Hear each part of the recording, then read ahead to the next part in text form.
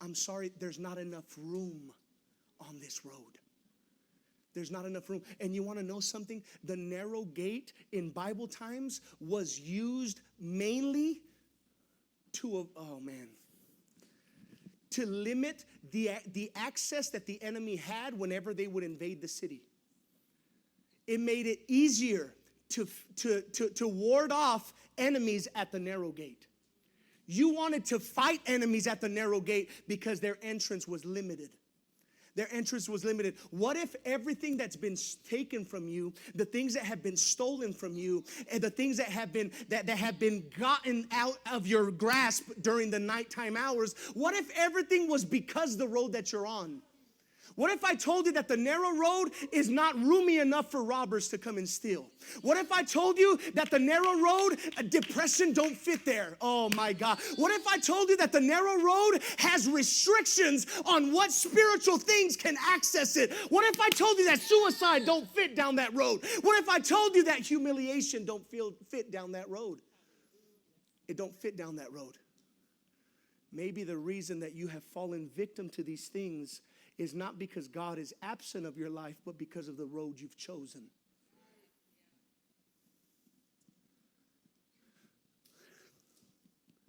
So what do I do, Pastor?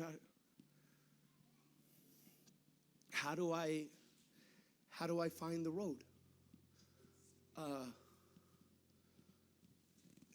You know what, Pastor?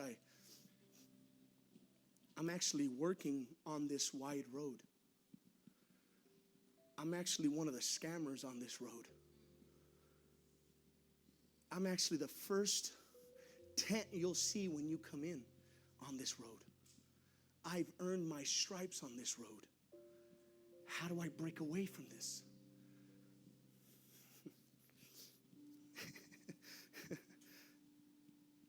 At every Broadway, there are small roads in between that lead to the narrow path. And the time that the narrow path would intersect with the broad path, it always intersected at a cross point.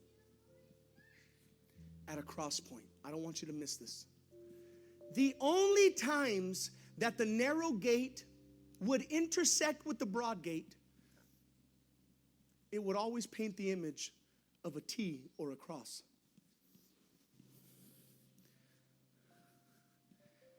It is because of Christ's death on Calvary that you can access the narrow gate. You could access it, but it's going to cost. And I'm sorry that as much as salvation is free, commitment to it comes at a cost. Salvation is free, but to walk on that road is a continual commitment to it. Very few people access this road, not because they don't know about it, but because of the cost. We like to talk about grace, and we like to talk about forgiveness, and we like to talk about all this stuff, but when I tell you that consistent commitment to this road comes at a cost, but it's not a cost of paper. It's a cost of will. It's a cost of my will for His will. It's a cost of my ways for His ways. It's a cost for my sins to His holiness. It comes at a cost, but believe me when I say the present hurt that you're going through is not compared to the joy that's coming. You could meet the King on the narrow road. The wide road leads you to the darkest part of the city, but the narrow road takes you straight to the King. It takes you straight to the King. And it is because of the King that the narrow road exists.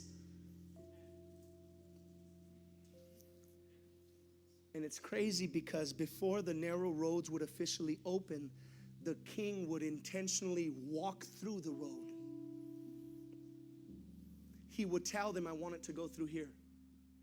I want it to go through here. Knock these buildings down. I want it to go through here. Cut in a space here. I want it to go through there. I want you to know that the road that you're on right now has already been walked by the King that is waiting for you. He's already been through that road. He knows what it's like to be lonely on that road. He knows what it's like to have family be your worst enemies. You don't remember Jesus' brother? He was one of the greatest opposers to Jesus. You didn't know that, huh? His own family were his greatest opposition. Then as time went on, he becomes a devout Christian. It's worth it to stay on the narrow path. The only thing that it will that it requires of us payment is material things. It's things that are temporary. Stop forfeiting the eternal for temporary things. The constant high that you're having to get here in this world, there's a forever grace. There's a forever peace on this road. It's going to be tight for you to come in, and you're going to feel pressed on every side. But it's a place that your enemy cannot access. Your greatest enemy on that road is your will. Your greatest opposition is not depression on that road, it's you. The greatest opposition on the narrow road is my character. It's my personality on that road. It's my own desires on that road. It ain't them, it ain't this, it ain't that, it ain't the career, it ain't all this other stuff. It's my ambition. So the next time that you're on this road and you feel pressed, don't worry. Your position should be not my will, but yours. Lord, if it be your will, pass this cup from me. But nevertheless, not my will, but your will be done. Your will be done. On this narrow path, there would be healers on that road. There would be water wells on that road. There would be places of shade on that road.